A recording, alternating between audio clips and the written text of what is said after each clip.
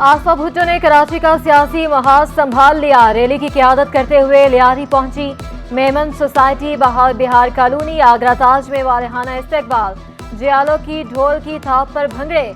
आसफा भुट्टो का खिताब करते हुए कहना था, लियारी पीपल्स पार्टी का था, है और रहेगा। 8 फरवरी को जीत अवाम की होगी। नबील गबोल, सलीम मानवीवाला, यूसुफ बलोच भी आसफा भुट्टो के हमरा। पोलिंग स्टेशन के अतराफ खड्डे खोद दिए गए। MQM रहनुमा रऊफ सदीकी ने इल्जाम लगाया, इलेक्शन में करप्शन और मनशियात का पैसा इस्तेमाल हो रहा है। खदशा है पोलिंग स्टेशन के अतराफ इलेक्शन वाले दिन गंदा पानी भी छोड़ा जाएगा। अच्छे तरीके से इलेक्शन लड़ना चाहते हैं। पोलिंग स्कीम पर तहफ़्फ़ुज़ात का इजहार कर दिया। GDA रहनुमा इरफानुल्लाह मरवत बोले, 20 पोलिंग स्टेशन एक रात में तब्दील किए गए। ओछे हथकंडों को किसी सूरत कबूल नहीं करेंगे। सरकारी अफसर और जियाले DRO बने हुए हैं।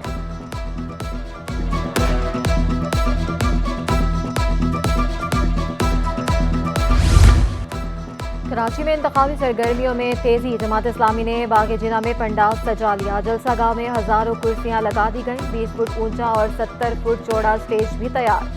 जलसे से सिराजुल हक, हाफिज नईमुर रहमान और दीगर रहनुमा खिताब करेंगे।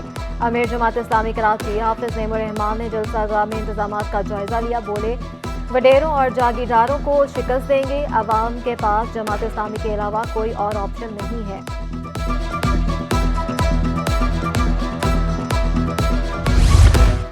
गवर्नर सिंध कामरान टिफोरी का गवर्नमेंट अस्पताल लियाकताबाद का दौरा। मरीजों और तीमारदारों से सहूलियात बारे दरियाफ्त किया। सहूलियात की अदम फराहमी पर तशवीश का इजहार। बोले, जिना सिविल और आबासी शहीद अस्पताल की इमरजेंसी की तरह यहाँ भी सहूलियात को बेहतर बनाने की ज़रूरत है। सरकारी स्कूलों और पार्कों का भी दौरा करूँगा। ज़रूरतमंदों के लिए राशन घरों तक पहुँचाने का ऐलान किया। फीस अदा ना कर सकने वाले बच्चों की जिम्मेदारी भी ले ली। अपनी टीम के साथ मीडिया की टीम को शामिल करके उनके शाना बशाना इस शहर के, इस सूबे के तमाम इश्यूज पर आवाज़ उठाएंगे। गवर्नर सिंध के बयान पर पीपल्स पार्टी का सख्त रद्द-ए-अमल। अब्बासी शहीद और लियाकताबाद अस्पताल से मुतल्लिक बयान झूठ पर मबनी करार दे दिया। पीपल्स पार्टी सिंध के जनरल सेक्रेटरी वकार मेहदी बोले, अब्बासी शहीद अस्पताल को शहर का जदीद अस्पताल बनाने में वसीम अख्तर ने रुकावटें डाली। गवर्नर बताएं, 3 दहाइयों से MQM ने अस्पताल क्यों नहीं बनाए। NICVD, जिना अस्पताल, SIUT और ट्रामा सेंटर जैसे तोहफे दिए हैं।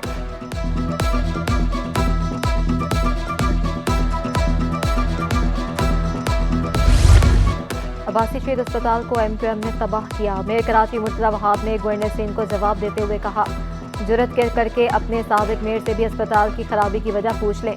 दूसरों पर तनकीद से पहले अपने गिरबान में भी झांक लें। हम तनकीद नहीं, खिदमत पर यकीन रखते हैं। पीपल्स पार्टी ने सिंध में बेहतरीन तिब्बी सहूलियात फराहम की।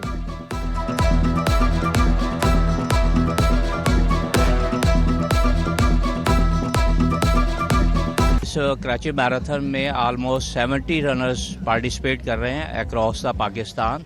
और ये चीज़ बहुत काबिल ज़िक्र है कि हमारे जो है 5 साल का हाफ मैराथन रनर ने पार्टिसिपेट किया है।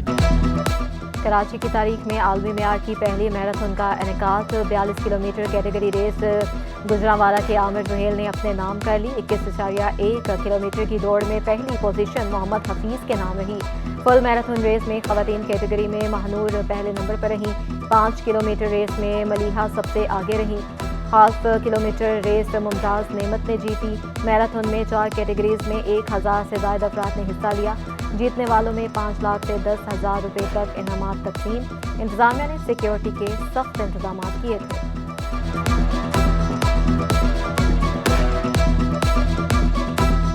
समझता हूँ हिस्ट्री लिखी जा रही है। आज पाकिस्तान में बहुत फ़ख्र का दिन है सिंध के लिए, सिंध स्पोर्ट्स डिपार्टमेंट के लिए।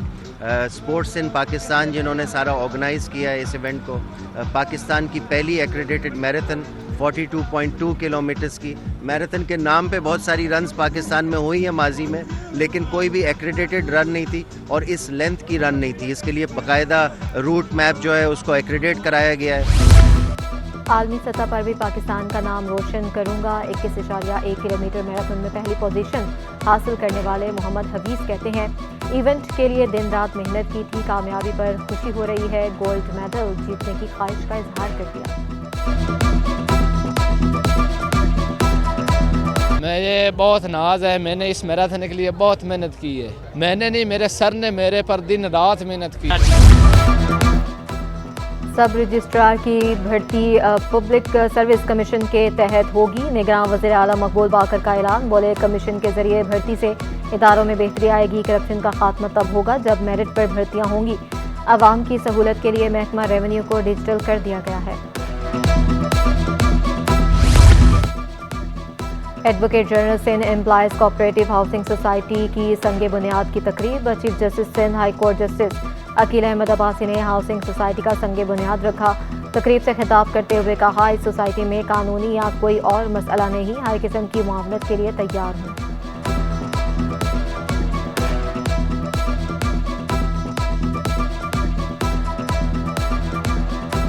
गैस बहरान ने कराची वालों का पीछा ना छोड़ा।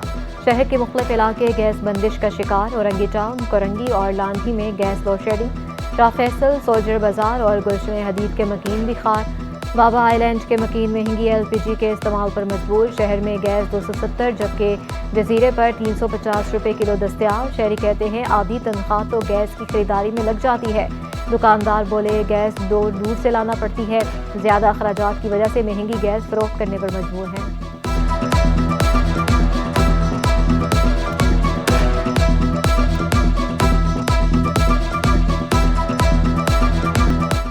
आवाम के लिए सब्जियां खरीदना भी ख्वाब बनने लगा। टमाटर 160 से कम होकर 100 रुपये किलो में फरोख्त होने लगे।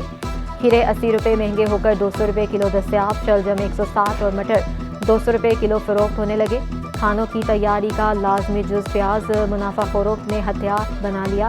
मुनाफाखोरों ने फी किलो प्याज 80 रुपये कमाना शुरू कर दिए। प्याज 240 रुपये किलो में फरोख्त होने लगा। ताजरों का कहना है नाजायज़ मुनाफाखोरी की वजह से कीमतें बढ़ी हैं।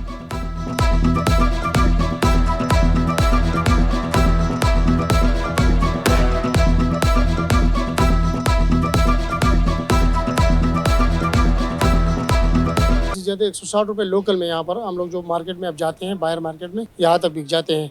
बाकी जो एक्सपोर्ट का जो मसला है जो यहाँ से चल रहे, ठीक है, ईरानी प्याज है तो ये मार्केट में बिक रहे 125-130 रुपये किलो, ठीक है। कुछ दिन पहले ये बिक रहा था तकरीबन 150 से ऊपर बिक रहा था, लेकिन अभी इसका रेट कम हुए 125-130 रुपये किलो बिक रहा है। सस्ते इतवार बाजार से आवाम को रिलीफ मिलने लगा। शहरी अलादीन इतवार बाजार से खरीदारी में मसरूफ। शहरियों का कहना है बाजार से सस्ते दामों बासानी चीज़ें मिल जाती हैं। दुकानदार कहते हैं कपड़े और ज्वेलरी मुनासिब दाम में दस्तयाब है। 1000 रुपये वाली पेंट 300 रुपये में मिल जाती है।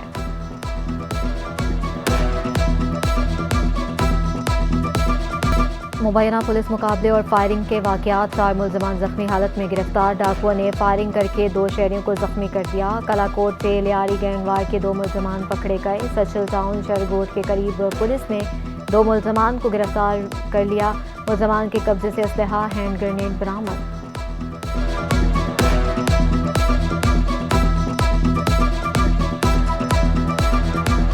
और कराची में मुख्तलिफ मकामात पर शाम को बूंदाबांदी का इम्कान है। महकमा मौसमियात ने खुशखबरी सुना दी। ठंडी हवाएं चलने से सर्दी की शिद्दत में इजाफा। कम अज कम दर्जा हरारत 13 डिग्री सेंटीग्रेड रिकॉर्ड। शहर में फ़ज़ाई आलूदगी का राज भी बरकरार। कराची दुनिया का 5वां आलूदा तरीन शहर बन गया।